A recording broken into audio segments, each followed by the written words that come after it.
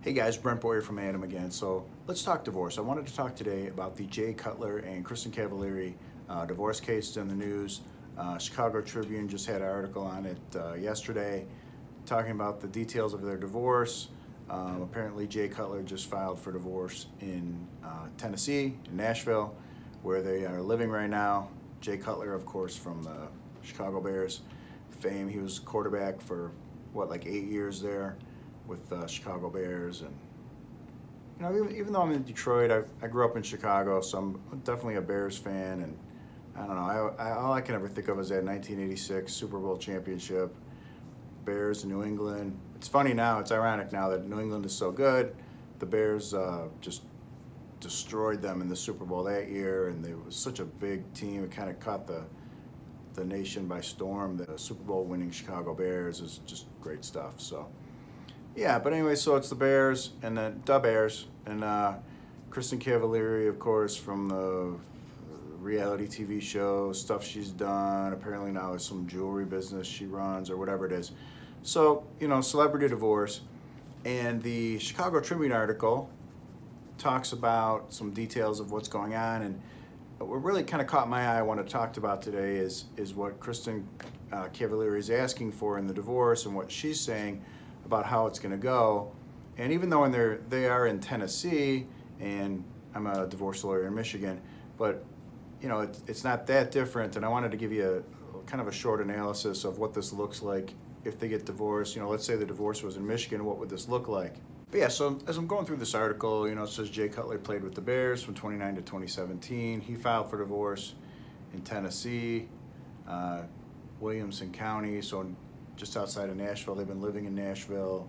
Great town if you've never been. It's the best. You got to check it out. Recommend it. And they have 3 kids together. But then the part I wanted to look at is the claims by the wife of what she's going to get in this divorce.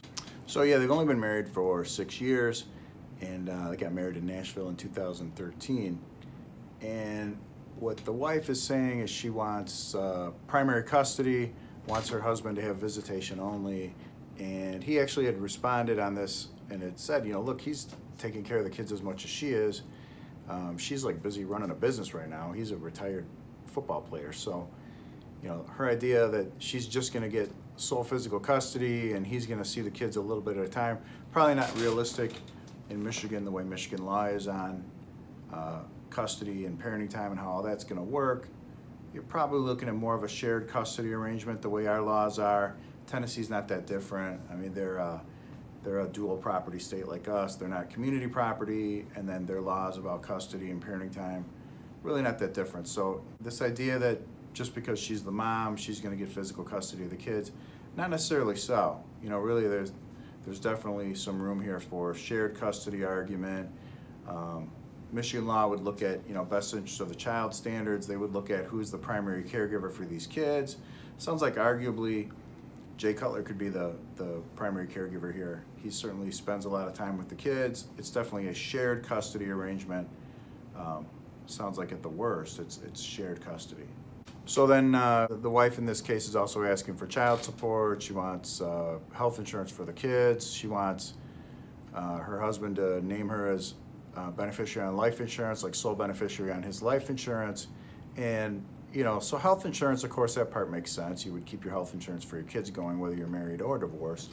But this idea of life insurance and that he's going to keep her as sole beneficiary on a life insurance policy is just, that's something that's worth talking about.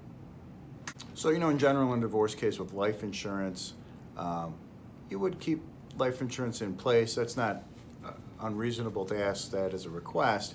It would really just be a function of child support. So as long as you had minor children together, you maybe would name your wife as a beneficiary on your life insurance policy, or part of your policy, beneficiary on part of your policy, depending on what the death benefit is. So that's possible only because you're paying child support. If you're getting divorced and there's no kids and there's no child support and there's no spousal support, then that's a whole different deal. At that point, you're not providing life insurance or naming anyone as a beneficiary.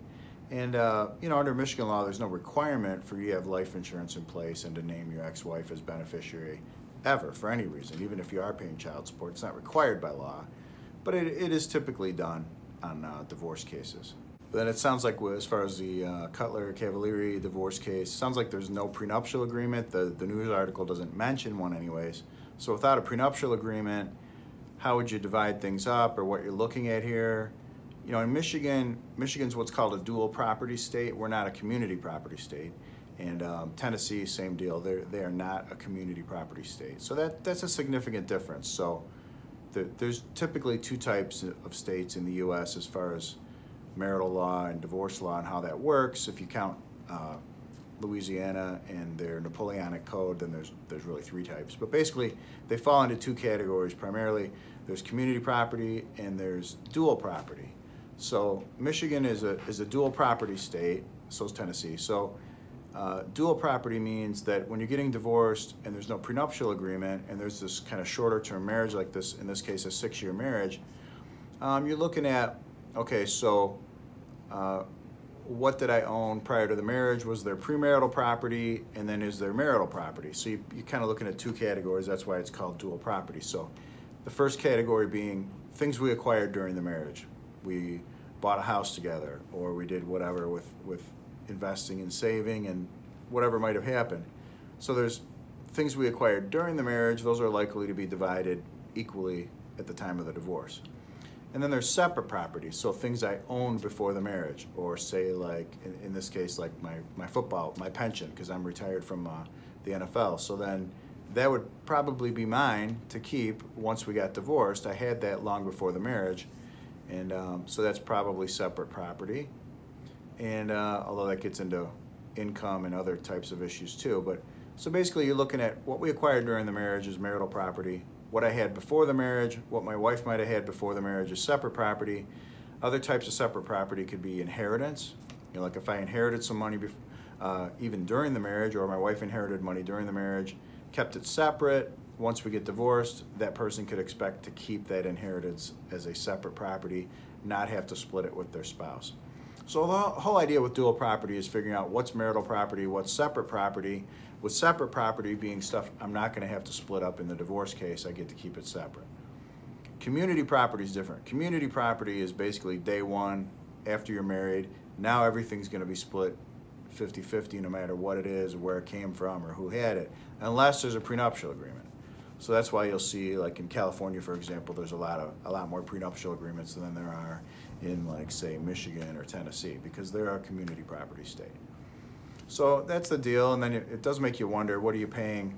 You know, what if you have a pension from the NFL, a lot of money coming in, what does child support numbers look like? I mean, that's a good question. It depends on a lot of different things. Although it sounds like the wife in this case has a pretty significant income too, so maybe that'll balance out.